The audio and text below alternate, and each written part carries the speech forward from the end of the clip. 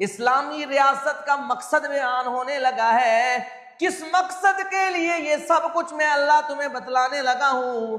جب اسلامی ریاست قائم ہو جائے، خوف ختم ہو جائیں گے، تو مال و متاع کی فرمانیاں آ جائیں، جو کچھ بھی ہو جائے، بادشاہتیں مل جائیں، وہ مومن کبھی بھی یعبدوننی لا یشرکون بی شیئا، وہ کبھی بھی مر جائیں گے لیکن میرے ساتھ کسی کو بھی شریک نہیں ٹھہرائیں گے. ہر بڑے کے سامنے ہاتھ کھڑے ہو کے اسے خدا نہیں مانیں گے. وہ کہیں گے سپر پاور اے خدا لا الہ الا اللہ. ان کا نعرہ پھر یہ ہوگا، میں انہیں امن دوں گا، آسائشیں آ جائیں گی، آسانیاں آ جائیں گی، امن آ جائیں گے، خوف ختم ہو جائیں گے، لیکن جتنی بھی انہیں آسائشیں مل جائیں وہ میرے بندے کبھی بھی میرے ساتھ شریک نہیں ٹھہرائیں گے، میرے ساتھ کبھی بھی شریک نہیں ٹھہرائیں گے. اس اسلامی معاشرے میں قبر پرستی نہیں ہوگی، نہ خود کریں گے نہ کسی کو کرنے دیں گے. بت پرستی نہ خود کریں گے نہ کسی کو کرنے دیں گے.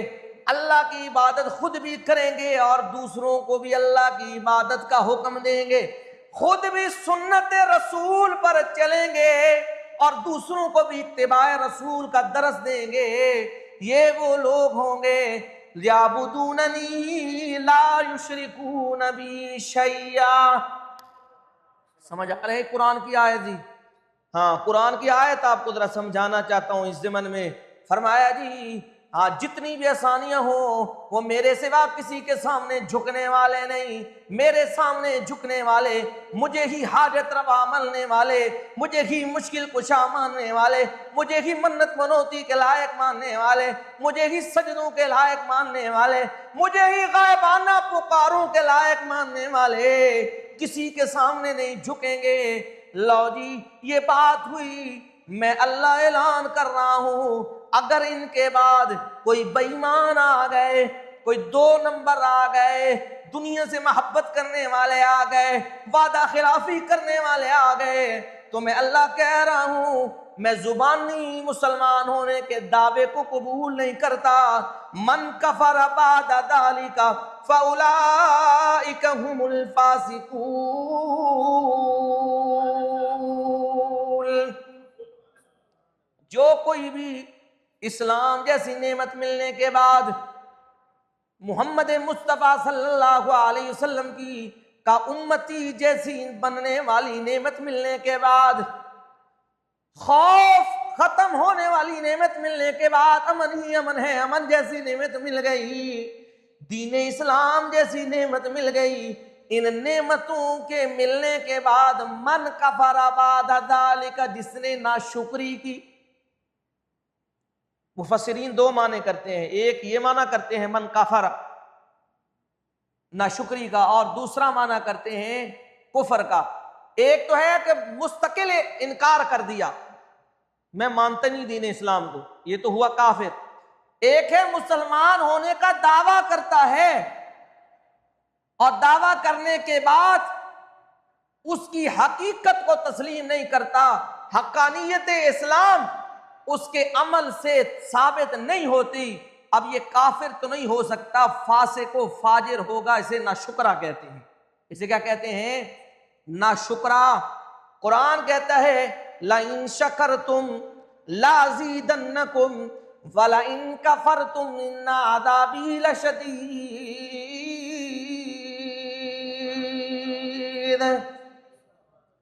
اگر تم میری ناشکری کرو گے، لَإِن شَكَرْتُمْ لَأَزِيدَنَّكُمْ، میں اللہ تمہیں کہہ رہا ہوں میری شکر گزاری کرو گے، میری نعمتوں سے استفادہ حاصل کر کے میری نعمتوں کا شکر ادا کرو گے، توحید کو مانو گے یہ شکر ادا کرنا ہے، رسالت کو مانو گے یہ شکر ادا کرنا ہے، اتباع رسول پر زندگی گزارو گے یہ شکر ادا کرنا ہے.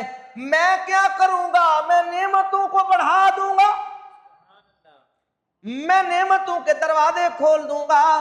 میں اللہ تمہیں بتلا رہا ہوں वलौ अन्नहुम अकामु तौरात वल इंजीला वमा उनजिला इलैहिम मिन रब्बिहिम लअकलू मिन फौक़िहिम व मिन तहति अर्जुलिहिम मिनहुम उम्मतुम मुक़तसिदा।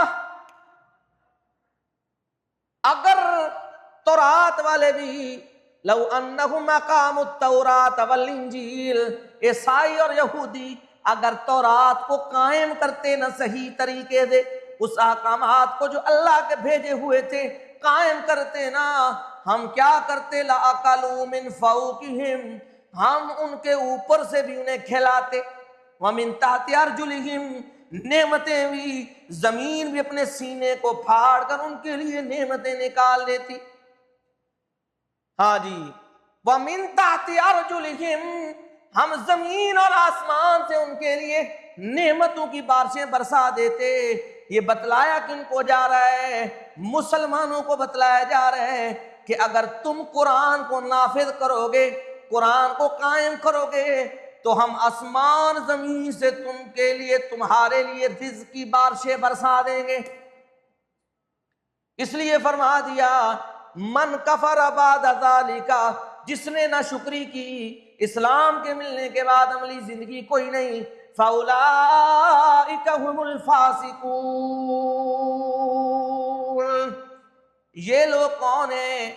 नाफरमान है, फासिक हैं, बेईमान हैं, मफाद परस्त हैं। और मैं अल्लाह कह रहा हूं, ला तकूनू कल्लदीना नसुल्लाह फअनसाहुम अनफुसहुम उलाइका हुमुल फासिकून।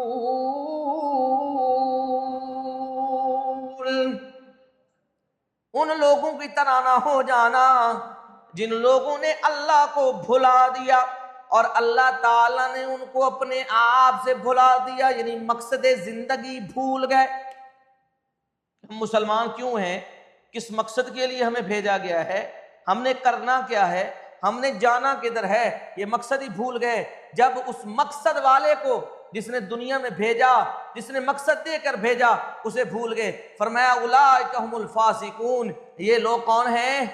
ये लोग बेईमान हैं, नाफरमान हैं, बदकिरदार हैं। मैं अल्लाह ताला इनको अपने आप से भुला देता हूं। आज देख लीजिए, हर एक को अपनी अपनी पड़ी हुई है।